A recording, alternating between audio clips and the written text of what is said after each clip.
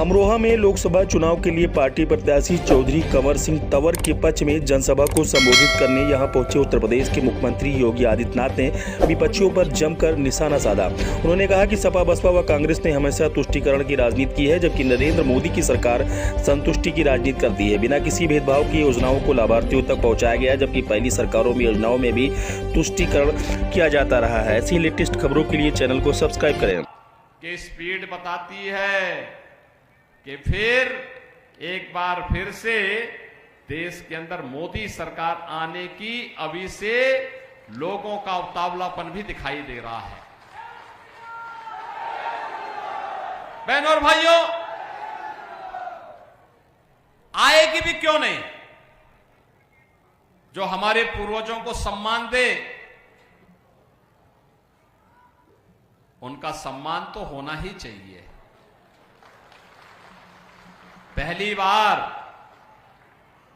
चौधरी साहब को मोदी जी ने भारत का सर्वोच्च नागरिक सम्मान भारत रत्न देकर के हम सभी उत्तर प्रदेश वासियों का गौरव बढ़ाया है। चौधरी साहब ने इस बात को कहा था, भारत के विकास का मार्ग खेत और खलियान से होकर के जाता है। अन्नदाता किसान का सम्मान होगा तब भारत का सम्मान बढ़ेगा। और यही तो कार्य प्रधानमंत्री मोदी जी ने किया। उन्होंने अन्नदाता किसानों के लिए अनेक योजनाएं प्रारंभ की। आज परिणाम हम सबके सामने है। आज हम सब उसके बारे में देख रहे हैं।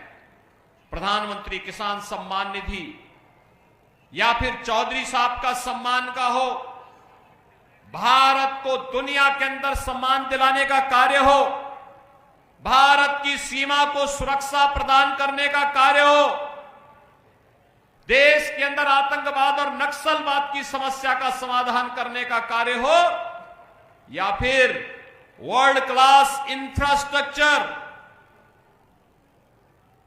12 लेन का expressway, rapid rail, metro, IIT, IIM, medical colleges की श्रृंखला, एम्स जैसे संस्थान, वर्ल्ड क्लास यूनिवर्सिटीज की स्थापना, हर घर नल की योजना, ये तमाम ऐसी योजनाएं हैं जो नए भारत की पहचान बन रही है। यहां पे अभी चौधरी साहब तो अपने संबोधन में राम राम कह रहे थे, और आपने परसों अयोध्या में रामनवमी के दिन देखा होगा, रामलला का सूर्याभिषेक हो रहा था। भगवान सूर्य की किरणों से भगवान रामलला के ललाट पर आपने कुछ मिनटों तक देखा होगा कैसे भगवान सूर्य जगमगा रहे थे। ये हमारा भारत उसी सूर्य की तरह जगमगाहट करते हुए हम सबको गौरवान्वित कर रहा था। बहनों और भाइयों, सपा बसपा कांग्रेस, इन्होंने पश्चिमी उत्तर प्रदेश में सुरक्षा के लिए खतरा पैदा कर दिया था। न बेटी सुरक्षित थी, न व्यापारी सुरक्षित था। किसान के खेत से उसका ट्यूबवेल उखाड़ करके लोग लेके चले जाते थे।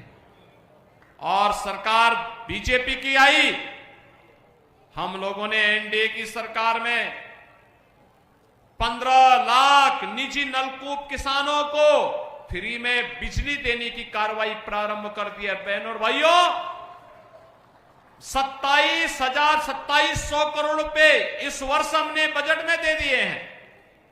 गत वर्ष का पैसा भी दे दिया है। अन्नदाता किसान को कोई पैसा नहीं देना होगा।